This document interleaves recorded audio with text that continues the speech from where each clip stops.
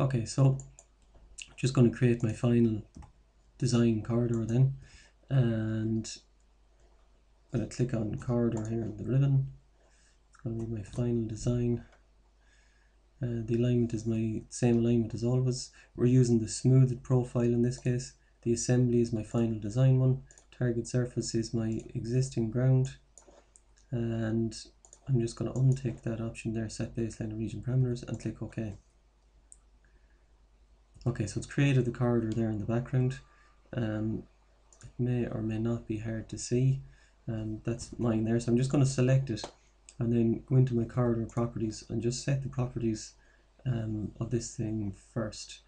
So on the codes tab, we can change the code set style as always to plan view with links shown. And in the parameters tab, set all frequencies, verify that they're just at 10-meter increments and that all of the additional sampling points are set to no, same as before. In the set all targets then, we're only setting 2 targets, so the left and right targets for our subassembly in this case is the surveyed left and right road edges. Okay, so this is the right one. Select from drawing. Okay, so that's the 3D polyline that you would have picked from before. Let me see, where do I find that? Probably here somewhere.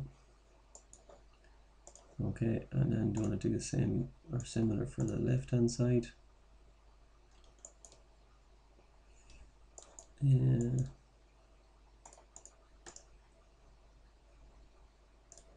Okay, click OK on that, and click OK again. Okay, so that rebuilds our corridor. So I have my first pass surface here, which I'm just going to turn the display off.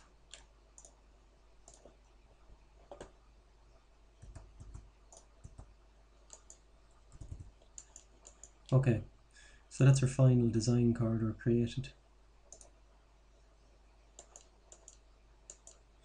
Okay, so what I want to do then with that is I want to create a corridor surface from it so that we can calculate the volumes. So click on your corridor in plan, click on corridor surfaces, and the surface we're going to create is the surface for the underneath of the overlay layer, so that the top of the leveling layer or regulation layer is the surface we're going to create. So I'm going to call this, in my case it's going to be top of regulation. The style I'm going to set to no display, don't need to see it. And then the code from the corridor that I'm going to add in is the datum, so it's the underneath layer of the corridor. So I'm going to add that in, tick to add that as add the links as breaklines, click OK, and that should be us ready to go. Okay, so in the next video then what we're going to do is create sections and display our final design corridor on it. Okay.